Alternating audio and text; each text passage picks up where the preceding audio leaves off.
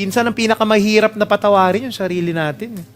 Minsan sinisisi natin yung sarili natin. Oo, sinaktan tayo, inabuso tayo ng ibang tao.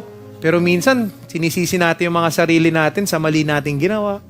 Sinisisi natin yung sarili natin dahil hinayaan nating abusuhin tayo at saktan tayo ng ibang tao. And we can't get over that. It's eating you up. But you see, my dear brothers and sisters, sometimes we're having a hard time forgiving simply because we refuse to accept the forgiveness the Lord is offering freely.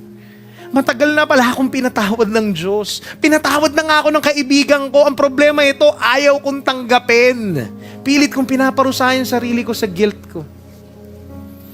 And I don't know about you, brothers and sisters, maybe some of you here may galit ka sa puso mo. Feeling mo hindi mo deserve ang forgiveness. Let go mo na yan. Lapit ka sa Diyos. Palitan mo ng pagmamahal. Palitan mo ng pagpapatawad niya. After all, sino ba naman tayo para hindi magpatawad? Mas magaling pa ba tayo kay Lord? Si Lord nga hindi natin deserve patawarin. We don't deserve the cross, yet God willingly bore the cross for us. We did not deserve His love, yet Christ willingly died for us.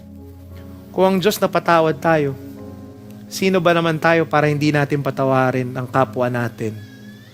Lalong-lalo na ang sarili natin. I want you to come to the Lord with your hearts, imperfect, broken, angry hearts. And I want this to be your prayer. Lord, help me forgive those who don't deserve to be forgiven. And that includes me. Let it begin with me.